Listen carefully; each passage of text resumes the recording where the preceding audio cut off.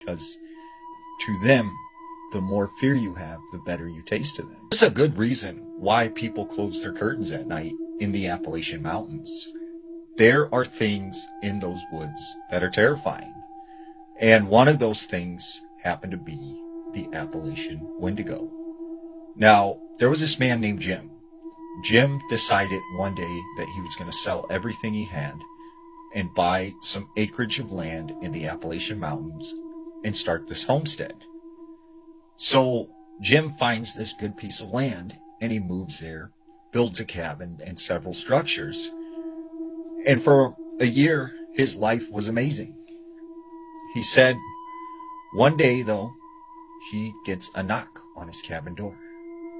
And he said he opens the door. On the other side of the door was this older gentleman. And he said the gentleman started speaking. He said, "Hey, my name is Fox. I live not too far from here. And I wanted to check on you because I know you're all alone out here. And things can happen to people who are alone in the woods." And Jim was kind of like, why is this guy saying all this and stuff?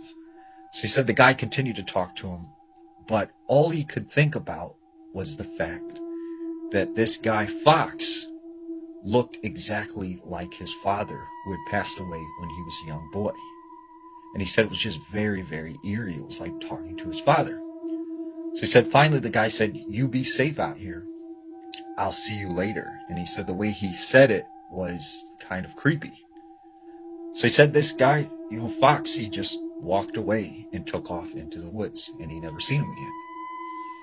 A couple months after this, he said, one night he was asleep in his bedroom, and he awakes to this sound of scratching.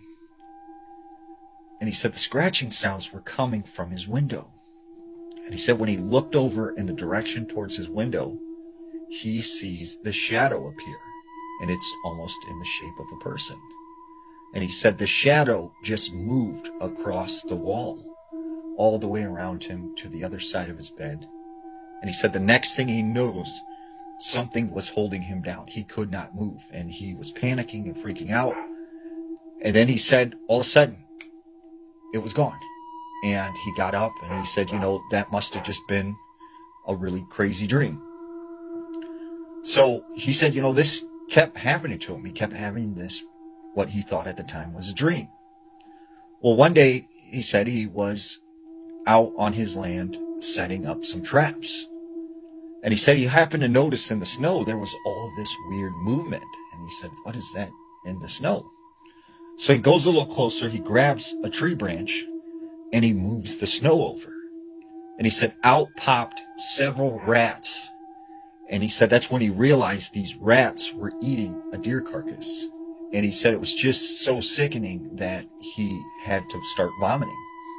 And he said as he was bent over vomiting into the snow, he looks up, and there is the guy, Fox. And he said the guy was just standing there staring at him.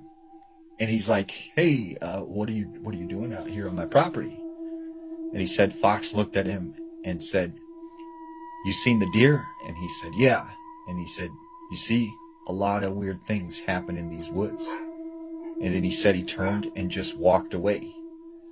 So he said, that was like a really weird encounter. Like, did he have something to do with that deer or whatever? So he said, next couple of days, he really, really kept having these nightmares where he would see this shadowy thing in his room. And then he said this one particular night, he was sitting by the fireplace and he was just contemplating life. And he said all of a sudden, the next thing he knows, he just stood up. He started walking towards the door. He opened the front door of the cabin and he starts walking out into the woods. And he said it was weird. It was like he knew what he was doing, but he couldn't control it. And something was just drawing him into the woods deeper and deeper. So he said finally he stops and he's just surrounded by trees. It's completely dark. And he said the next thing he knows, he hears his father's voice say, "Son, come here, it's your father."